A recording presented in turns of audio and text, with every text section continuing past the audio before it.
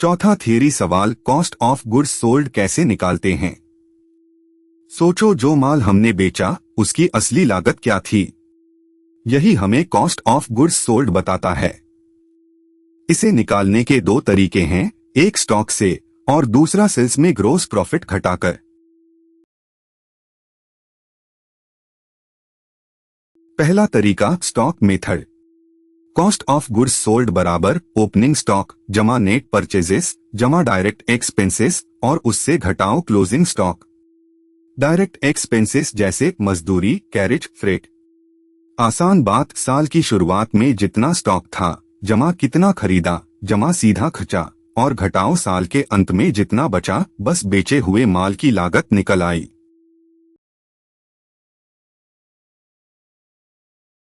दूसरा तरीका, sales method. जब ग्रोस प्रॉफिट दिया हो तो बहुत आसान। कॉस्ट ऑफ गुड्स सोल्ड बराबर नेट सेल्स में से ग्रोस प्रॉफिट घटाओ। ध्यान रखो, नेट सेल्स मतलब सेल्स में से सेल्स रिटर्न घटाकर। बस जब ग्रोस प्रॉफिट पता हो, ये सीधा रास्ता है।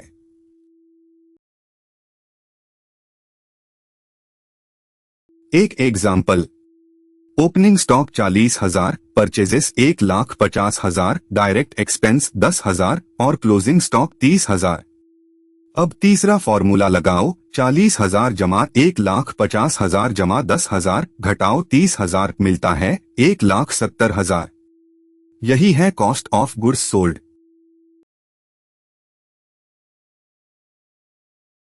पक्का कर लो। एक, कॉस्ट ऑफ गुड्स सोल्ड बराबर ओपनिंग स्टॉक जमा नेट परचेजेस जमा डायरेक्ट एक्सपेंसेस घटाओ क्लोजिंग स्टॉक। दो, दूसरा तरीका, नेट सेल्स घटाओ ग्रोस प्रॉफिट। और एग्जाम्पल में हमें 1,70,000 मिला। दोनों फॉर्मूले लिखो, मार्क्स पक्के। अब कॉस्ट ऑफ गुड्स सोल्ड निकालना साफ है। इस चैप्टर का आखिरी थियरी सवाल हो गया। अगली वीडियो में देखेंगे रेशियोज की न्यूमेरिकल कैलकुलेशन। फुल कोर्स हर कॉन्सेप्ट कदम से mtboard.ai पर।